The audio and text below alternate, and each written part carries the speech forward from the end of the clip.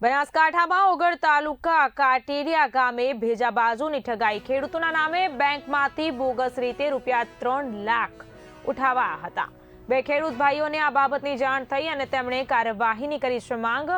અજાણ્યા શખ્સોએ છળકપટ દ્વારા ધિરાણ ઉઠાવ્યું। આ કેસ 6 વર્ષ પછી બહાર આવ્યો। મંત્રી, ચેરમેન, કમિટી સભ્યો સહિત સંડોવાયેલા સામે થરા પોલીસ મથકે લેખિત રજૂઆત કરવામાં આવી છે। તંત્ર કડક તપાસ હાથ ધરશે તેવી માહિતી પણ સામે આવી છે।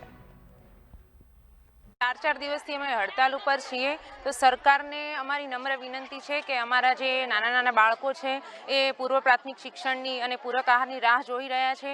તો સરકાર શ્રી અમારા પ્રત્યે લાગણી દર્શાવે અને અમારી માંગોને તાત્કાલિક પૂરી કરે, અમારા પ્રશ્નોનો તરત ઉકેલ લાવે તો અમે પણ અમારી હડતાલને વિરામ આપીએ અને અમારા બાળકોને પૂર્વ પ્રાથમિક શિક્ષણ આપી શકીએ। અને બીજું એ કે આ જે એવીટીની એપ છે એ સ્વતંત્ર બંધ કરે। અમે કામ કરવા તૈયાર છીએ, ક્યાં કામ કરવા તૈયાર નથી, પણ અમને જે કામ કરીએ છીએ એ પ્રમાણે અમને વેતન તો મળવું જોઈએ ને। તો જે સરકારે હાઈકોર્ટે જે ચુકાદો આપ્યો છે તો એનો વહેલામાં વહેલી તકે ઉકેલ લાવે અને એનું નિરાકરણ કરે, એનો અમલ કરે એવી અમારી મુખ્ય માંગ છે। અને જે વર્કર બહેનો છે એમને વર્ગ 3માં અને હેલ્પર બહેનો છે એમને વર્ગ 4માં સમાવેશ કરે એવી અમારી અપેક્ષા છે સરકાર પાસે।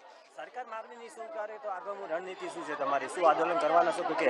હા, જો સરકાર અમારી માંગણીઓની વહેલામાં વહેલી તકે આ પ્રશ્નનો ઉકેલ નહીં લાવે તો અમે ઉગ્ર આંદોલન કરીશું। અમે રણચંડી પણ બનીશું, અમે રોડ ઉપર આવી જઈશું અને અમે ખૂબ દરખાસ્ત કરીએ છીએ સરકારને કે અમારી માંગોને જલ્દીથી જલ્દી ઉકેલ લાવે અને નિરાકરણ કરે અને હાઈકોર્ટના ચુકાદાનો તરત વહેલામાં વહેલી તકે ઉકેલ લાવે અને અમલ કરે।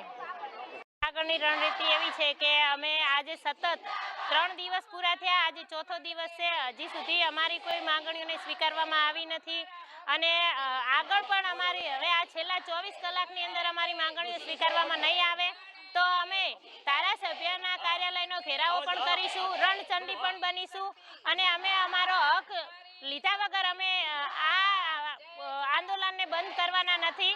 સતત અમે 24 કલાકની અંદર અમારી માંગણીને સ્વીકાર કરે એવી સરકારશ્રીને અમે નમ્ર અપીલ કરીએ છીએ।